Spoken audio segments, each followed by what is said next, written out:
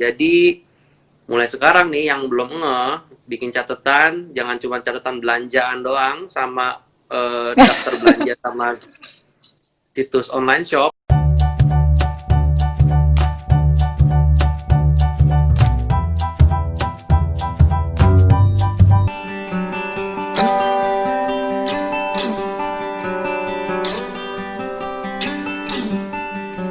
Selamat malam. Malam, Mbak. Ya, apa kabar? Assalamualaikum warahmatullahi wabarakatuh, dokter.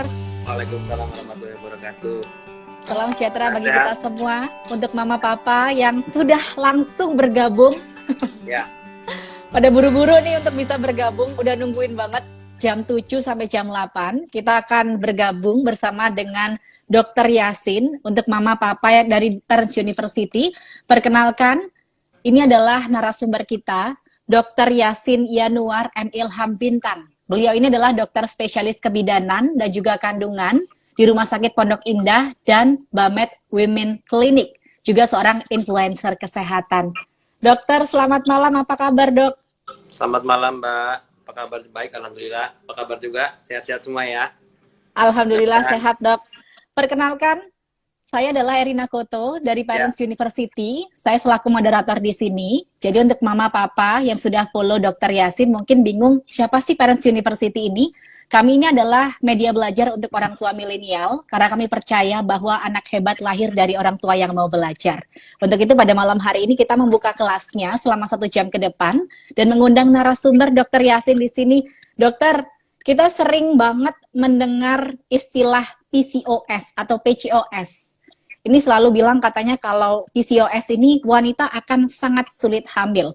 Mungkin mama papa yang bergabung pada malam hari ini, ada beberapa yang juga PCOS fighter, terus lagi promil, terus juga pengen tahu apa sih PCOS itu.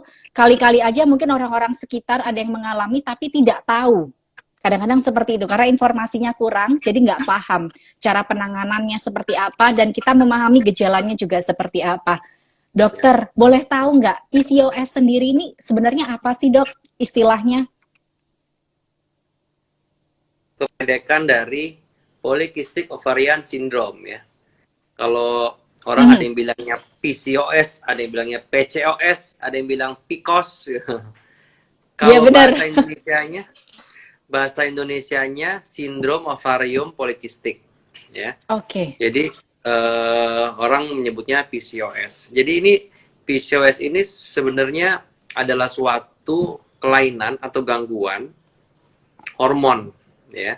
Gangguan hormon, namun tidak hanya hormon reproduksi, namun juga melibatkan ada gangguan metabolisme. Di situ juga ada proses gaya hidup di sana. Jadi ini merupakan, tapi mostly keluhannya dan gejala dan tandanya itu sangat berkaitan dengan hormon reproduksi. Dan ini merupakan kelainan hormon reproduksi atau gangguan hormon endokrinologi bahasa kedokterannya pada perempuan yang paling sering terjadi, yaitu PCOS. Ya, jadi sindrom ovarium polikistik. Nah, gejala dan tandanya itu ditandai oleh ada 2 dari 3 ya. Jadi ada 3 kriteria ya, yang mesti dilihat apakah seseorang itu mengalami sindrom ovarium polikistik. Nah, ketiga-tiganya ini tidak ini bisa cara mendeteksinya ya, Dok ya? Pemeriksaan sendiri. Ya, sebenarnya deteksi, tapi kita bisa mengenali gejala dan tandanya, tapi perlu konfirmasi pemeriksaan dokter untuk memastikan bahwa memang betul nih si ibu mengalami. Yang pertama itu terjadi gangguan pematangan telur atau anovulasi ya. Jadi namanya kalau pematangan telur atau pelepasan sel telur yang matang itu disebutnya ovulasi. Pada penderita PCOS maka terjadi gangguan ovulasi. Kita sebutnya anovulasi. Harusnya tiap bulan seorang perempuan akan melepaskan sel telur yang matang ya di pertengahan siklus kira-kira. Lalu 2 minggu sejak terjadi ovulasi dia akan haid. Nah, kalau ovulasinya mundur, nggak terjadi, lambat, Kita sebut itu gangguan ovulasi. Atau nggak terjadi sama sekali, sehingga dia bisa skip tuh, nggak haid. 2 bulan, 3 bulan, 4 bulan nggak haid. Tidak terjadi gangguan ovulasi atau terjadinya gangguan pematangan telur. Itu nomor 1. Ya. Jadi tandanya paling gampang kenalinya gimana? Haidnya terlambat. Terlambatnya bagaimana? Nah, seorang perempuan disebut haidnya teratur, on time, itu kalau datangnya setiap 3 sampai 5 minggu sekali. Antara 21 3 hari sampai 5 minggu ya. Antara 21 hari sampai 35 hari. Itu gampangnya. Kalau terjadinya lebih lama dari 35 hari, berarti ada proses gangguan pematangan telur. Dia lebih lambat. Itu patut dicurigai. Apakah pasti PCOS? Belum tentu. Tapi 80% penyebab gangguan pematangan telur adalah PCOS. Gitu. Jadi nomor 1, siklus haid yang teratur atau haid itu 80-90% menggambarkan kesehatan reproduksi seorang perempuan.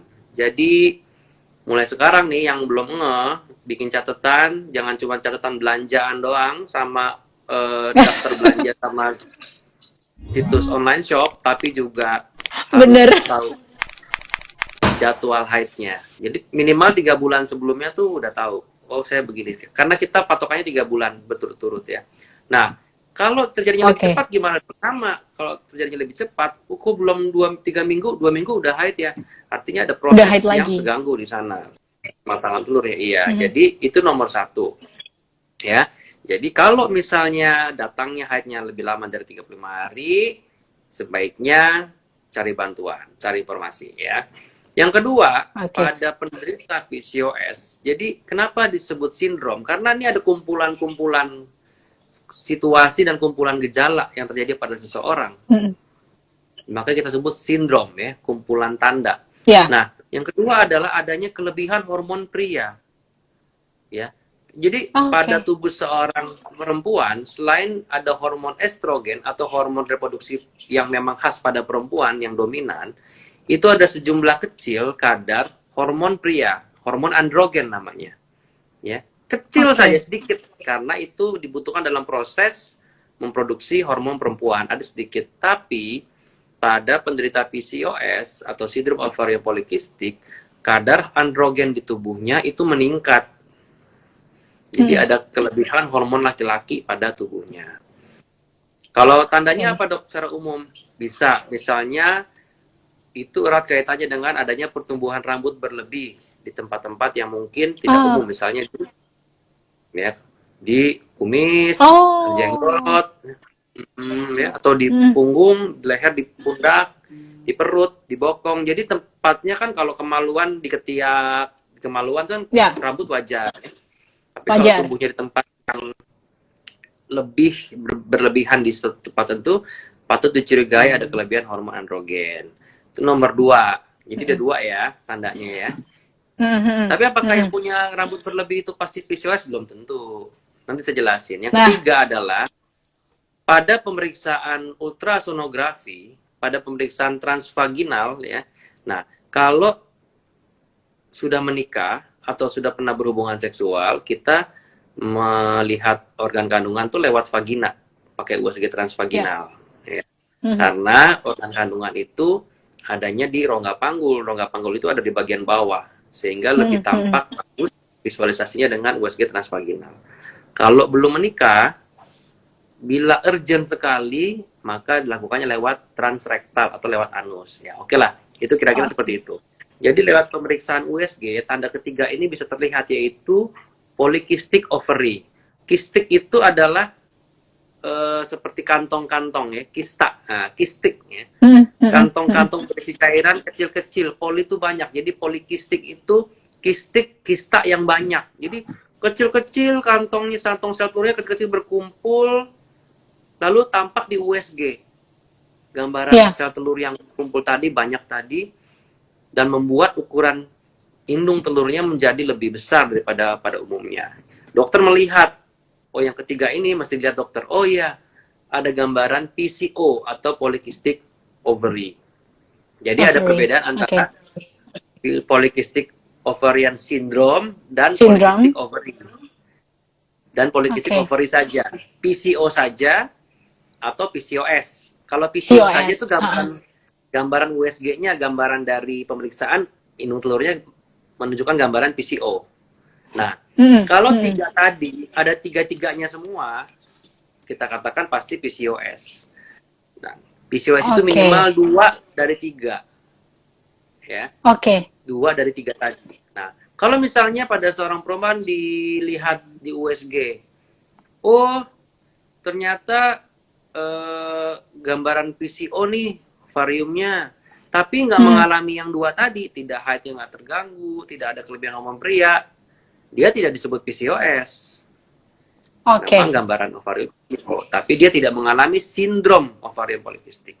Jadi 2 dari 3 ya gejala tadi. Nah, selanjutnya gejala-gejalanya. Kalau sudah terjadi PCOS, apa sih yang menjadi permasalahan? Biasanya ada 2+1 masalah yang penting pada penderita PCOS. Yang pertama adalah gangguan haid. Gangguan haid. Jadi gangguan haid, dia bisa terlambat, bisa lebih cepat, bisa perdarahan nggak teratur. Jadi satu gangguan haid. Permasalahan yang kedua adalah gangguan kesuburan, infertilitas. Sulit punya anak atau sulit hamil. Yang ketiga adalah sindrom metabolik. Sindrom metabolik ini apa? Sindrom metabolik, kumpulan kondisi atau situasi pada seseorang, kumpulan gejala dan tanda yang mengarah kepada adanya gangguan metabolik, gangguan metabolisme. Berkaitan dengan metabolisme gula darah dan lemak. Misalnya apa? 1, obesitas. Kedua, diabetes mellitus.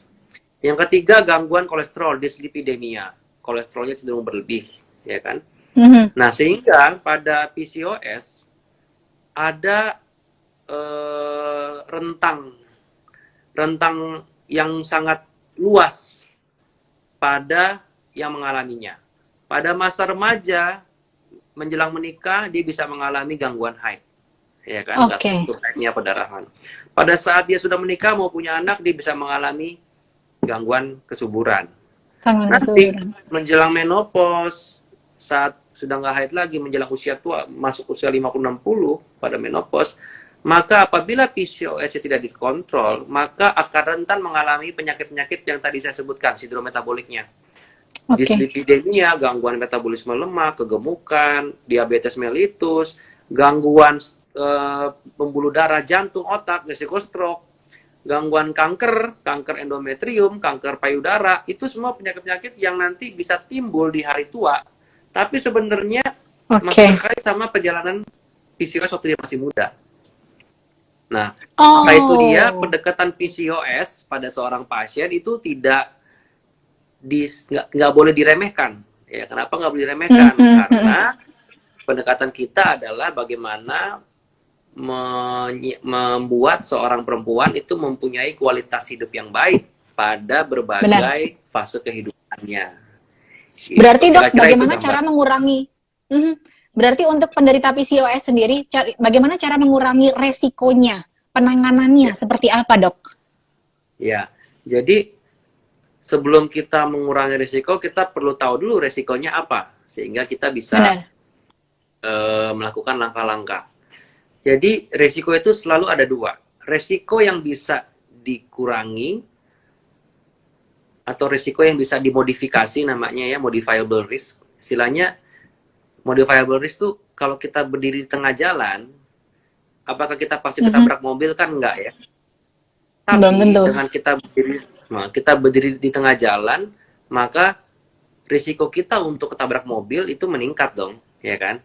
Benar. Nah, risiko kita berdiri di tengah jalan itu bisa dimodifikasi. Kita minggir, ya kan? Kita ke tepi jalan supaya nggak ketabrak. Apakah di tepi jalan bisa ketabrak mobil? Bisa, tapi risikonya kan lebih jarang. Yang ketabrak lebih minim sama tengah jalan ya. Itu analoginya. Ada juga risiko yang memang nggak bisa dimodifikasi. Kita nggak bisa pindahkan dari tubuh kita. Misalnya apa? Genetik, riwayat keluarga, bakat bawaan. Kalau orang bilang gampangnya bakat deh, di tubuhnya udah ada bawaan genetik seperti itu. Jadi faktor risiko nomor 1 adalah genetik, ya. Pada seseorang yang mengalami PCOS, maka apabila ibunya atau saudara perempuannya atau kakak perempuannya mengalami hal yang sama, maka PCOS. dia bisa meningkat resikonya untuk mengalami hal tersebut. Ya. Punya kemungkinan. Atau orang tuanya, ya punya kemungkinan lebih tinggi. Misalnya orang tuanya punya penyakit sindrom metabolik seperti diabetes, hipertensi, dislipidemia yang sifatnya bawaan, maka bisa diturunkan ke dia. Maka sebagai seorang perempuan, dia punya resiko untuk mengalami itu. Itu genetik. Oke. Ya, itu nggak bisa dirubah. Nah, sama ras, ya ras juga nggak bisa dirubah kan. Kita kan terlahir sebagai orang Indonesia, ada yang terlahir sebagai orang Benar. bule. Ya. Benar. Kalau ras Amerika Latin, katakanlah Meksiko gitu ya, itu meningkat tuh resiko PCOS. Kalau orang Indonesia sepertinya termasuk yang tidak setinggi itu pada Meksiko, katakanlah gitu ya. Itu perbandingannya secara singkat. Nah, tapi ada lagi faktor risiko yang memang bisa dimodifikasi dan memegang krusial peranan penting. Kenapa? Karena apabila pada seseorang yang memiliki resiko bakat itu genetik, kalau gaya hidupnya baik, maka ada peluang dia tidak mengalami manifestasi dari PCOS-nya atau apapun terkait. Sangat berpengaruh ya dok ya gaya hidup. Iya. Tapi ada orang yang nggak punya keturunan, nggak punya bakat, tapi begitu dia gaya hidupnya cenderung ke arah sana, ya dia bisa mengalami. Apa itu? Diet sama gaya hidup ya. Jadi faktor risiko yang dua hal ini sangat penting. Diet, nutrisi, atau apa yang kita makan dan apa yang kita konsumsi. Dokter baca komen dong, ibu dengerin saya dulu deh. Iya bener, nanti kita ada sesi tanya jawab ya, nanti saya bacakan. Saya serius banget sampai saya catat nih dok. Berarti dua ya dok ya, diet, nutrisi, gaya hidup. Ya diet sama gaya hidup ya, gaya hidup. Nah, nanti diet itu ya apa yang kita asupan sehari-hari. Gaya hidup, obesitas, kelebihan berat badan, kegemukan, itu sangat erat kaitannya. Atau punya penyakit diabetes mellitus pada seorang ibu, memang punya bakat diabetes gitu ya, memang punya penyakit diabetes, itu sangat berisiko mengalami. Jadi PCOS itu tuh suatu kondisi kompleks, interaksi antara genetik, hormonal, metabolisme, itu saling berkaitan sangat erat. Ya, saling berkaitan sangat erat dan pendekatannya pun juga kompleks. Nah, diet.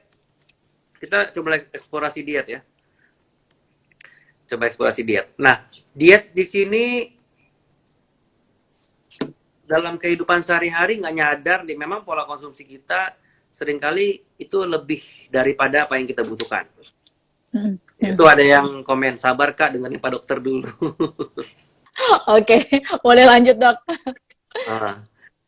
Jadi diet, kita nggak nyadar kelebihan, terutama kelebihan karbohidrat, ya. Misalnya siapa yang suka makan nasi pakai mie, gitu kan, ya kan? Orang kalau ini udah lama nggak ada kondangan. Nasi aja, mie aja gitu ya. Iya, orang lagi kondangan, kita udah lama nggak kondangan ya. Kalau kondangan kan tuh nasi goreng, sebelahnya mie goreng, kalau nggak bihun goreng, ya kan? Bener dong. Sebelahnya kentang balado, kentang balado.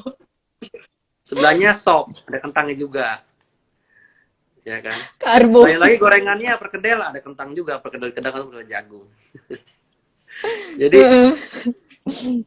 Jadi makan soto, ya kan? Kalian pakai nasi, di sotonya ada bihunnya, ada mie-nya, ya kan?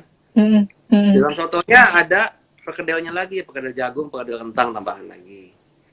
Ada risolnya isinya bihun juga. Jadi kita tanpa sadar pola konsumsi kita mendekatkan kita ke arah kegemukan atau obesitas. Dan sudah terbukti bahwa obesitas itu sangat erat kaitannya dengan PCOS dan sindrom metabolik. Benar. Habis itu minumnya apa? Boba kan? Biasanya dulu zaman belum pandemi. Yang manis-manis, pokoknya ada susunya. Yang manis-manis dan biasanya botolnya gede banget tuh. Iya. Ya kan? Sedangkan kalau yang bikin aus lagi lah pokoknya dok. Iya, satu botol boba kecil itu ada yang pernah menghitung itu kalorinya itu sama dengan satu porsi makan siang atau satu porsi makan gitu ya. Sekali makan besar. Jadi kalau kalian makan nasi pakai soto minumnya boba berarti kayak 3 porsi makan gitu ya. Jadi kalau 3 kali dilakuin berarti sehari 9 kali makan ya. Wow, Itu luar menyebabkan biasa. tanpa sadar berat badan naik tanpa perlahan, yang tadinya nggak gangguan haid, dia mengalami. Apalagi yang punya bakat genetik PCOS ya. Jadi Nah, itu benar. overweight ya. Yang punya diabetes juga mesti kendalikan dietnya. Yang kedua nih, diet tadi ya, asupan. Yang kedua, olahraga, aktivitas fisik. Ya kan? Oke, benar. Eh Gaya hidup kita memang ya memang Jakarta, untuk Jakarta ya panas ya, Indonesia lah secara umum panas ya. Jadi Siap, kita tuh senangnya kalau gerak tuh malas karena gerak dikit gampang keringetan gitu ya. panas. Tapi itu mendekatkan kita kepada jadi tidak ada, jadi energi yang masuk tidak diolah lagi, dikeluarin lagi ya. Jadi ada Oke. eksesif kelebihan energi di tubuh kita yang tertimbun. Itulah yang menjadikan obesitas ya. Bayangin kalau misalnya dulu nih belum pandemi kan, kita kemana-mana naik Gojek itu misalnya kan, ya kan. Ya, benar. Kalau mau naik angkutan umum ke halte, padahal kan udah pada bagus nih halte kan, kalau itu harus jalan dulu ke halte, mendingan saya naik Gojek, ya kan. Naik Gojek depan rumah ditungguin sampai titik di depan lobi kantornya juga diturunin, udah sampai tuh. Jadi Kadang-kadang bukan nggak mau jalan, Dok. Kadang-kadang polusi juga, jadi kayak males gitu. termasuk itu juga yang mengurangi Benar. jadi kita gerak fisik. Heeh. Kalau yang bawa mobil, ya bawa mobil duduk, cari parkir yang paling dekat sama pintu masuk ya kan. Benar. Jadi dia juga jalannya hanya beberapa langkah aja. Kantornya lantai 2, lantai 3 tetap naik lift, ya kan. Jadi Mau selama itu kan, apapun ditungguin liftnya. iya. Jadi selama apapun liftnya ditungguin. Jadi sampai kantor duduk lama, nggak gerak, depan komputer, ngemil, makan, istirahat, makan siang, mungkin Gojek, panggil ke kantor makan siang, nggak kemana-mana lagi kan. Ya, jadi itulah kira-kira. Nggak ada waktu olahraga, kita habis di jalan dan lain-lain. Tapi ya memang challenge-nya di situ. Kita harus buat aktivitas fisik di Gaya hidup baru ya, Dok. di hidup. Kita harus ada aktivitas fisiknya apa. Ada yang orang menghitung dengan mudah 10.000 langkah per hari. Boleh 10.000 langkah per hari. Ya, benar. Ada beberapa yang seperti itu. Oke. Tapi direkomendasikan 30 menit. Ini kita belum ngomong penanganan ya, tapi setidaknya 30 menit sehari, 150 menit seminggu. Itu sempatkan untuk olahraga, aktivitas fisik ya.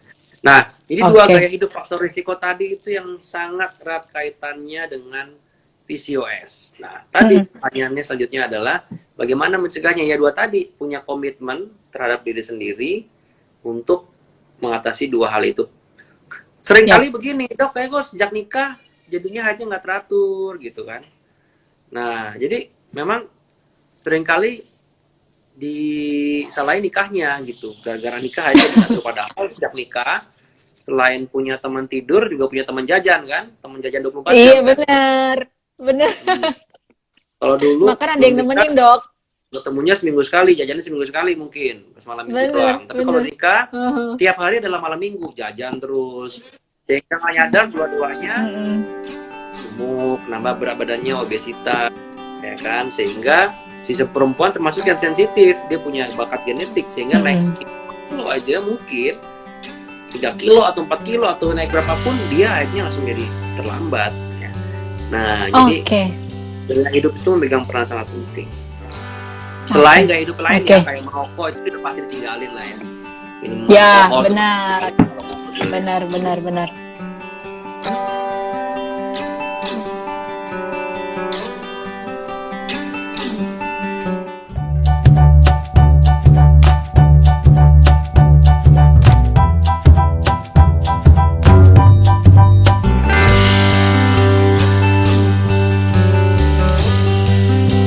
Yang sulit itu kalau mencoba diagnosis lewat Google. Nah, itu sulit. Nah, kira-kira dong. Atau nge-DM Dokter Yasin di Instagram. Ya. Dok, ini saya bisa apa enggak? Nah, itu sulit.